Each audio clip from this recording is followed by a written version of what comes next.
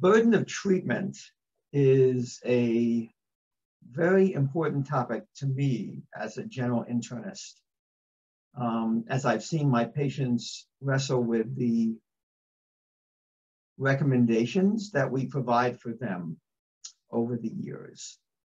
It's particularly salient, and we make this point in the article, for patients with multiple chronic conditions who struggle with the weight of responsibilities of medication, dietary adjustment, blood glucose monitoring or blood pressure monitoring, frequent medical visits, diagnostic testing, and other assorted treatments and procedures. My name is Mark Linzer, and I'm Vice Chair of the Department of Medicine at Hennepin Healthcare, Professor of Medicine at the University of Minnesota.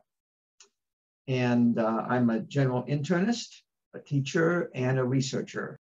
This paper is the culmination of many years of work. It's called Reducing the Burden of Treatment: How Our Patients Feel About What We Ask of Them. It'll be in the Mayo Clinic Proceedings in May. When you have multiple chronic conditions, it's a tremendous number of things to do. We work at a safety net hospital, and for our patients with limited resources, housing and food insecurity, sometimes these challenges are unmeetable. And so the paper emphasizes how to recognize the different dimensions of burden of treatment, how to know when it's getting high, and what we can do about it. We've developed, along with others around the world, valid tools for measurement of burden of treatment. How do we know when our patients are being inundated by requests to take medications and alter their lifestyle on account of following multiple competing guidelines?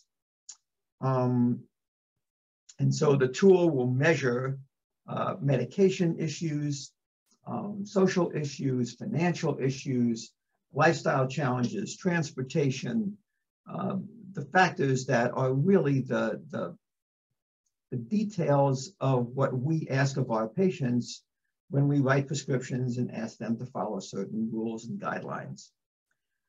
So in response to that, these tools will alert clinicians when burden of treatment, these tools are filled in by the patients just before a visit. So it alerts the clinician when the burden of treatment is getting into the danger zone and needs to be addressed. What we have found is that if we don't address it, patients will do a variety of responses, including lack of adherence to medications, lack of visiting at appointment times, lack of changing diet, all the things that you're hoping that they would not do, but it's all because it's just too much. And so essentially the tools allow us to have a conversation with the patient around this topic. And we have several things we can offer. The first one is something called De-Prescribing, which has been brought up recently in the literature and fairly substantially researched now. And what medications used to be of some importance, but no longer are, which ones were started in the hospital, which could now be stopped safely, which ones could be combined into one medication, which ones are of limited value. All of these go into a decision to say that medication may not be needed anymore. The risk benefit is no longer in favor of prescribing it. So de-prescribing is the first thing. The second thing is a shared decision-making model where the clinician and patient have a serious conversation about the multiple medications and recommendations and decide together which ones are the ones the patient feels they can follow. And then the others can be set aside, at least for the time being. A third model is a pharmacy-driven model called medication and therapeutic management, where a pharmacist can have that kind of conversation and work on ways of minimizing or tailoring prescriptions to minimize the burden of treatment for the patient. And then there are some others, including primary care behavioral health, where a psychologist can elicit some of the psychological consequences from the patient and help them work on some of the challenges and anxiety that might result from all the recommendations. And one that came up during the pandemic is virtual visits. Many patients prefer the virtual visit. They don't have to find transportation to the hospital, and they can just talk freely with a clinician whenever the clinician has the time to call them. And it's just much less of a pressured environment for them. That's a great environment in which to discuss the burden of treatment. The other final things that we recommend is basically a renegotiation with the patient around the burden of treatment, acknowledging that with these tools, they're very easy to fill in and come to a green, yellow, red zone, if you will. When the patients are in the red zone, you can say, I think we're reaching a place where we're going to have to make this easier for you. What can we do to make that happen? And then let's see what the patient says.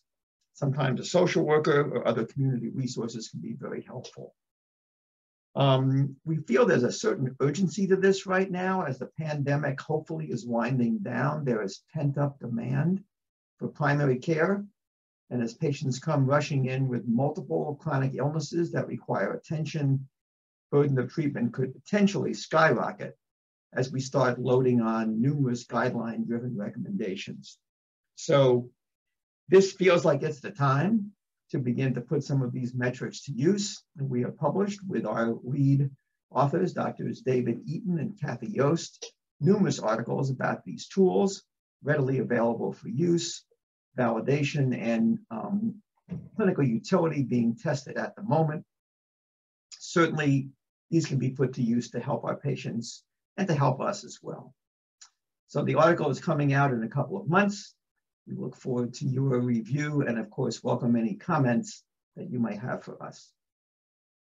We hope you found this presentation from the content of our website valuable.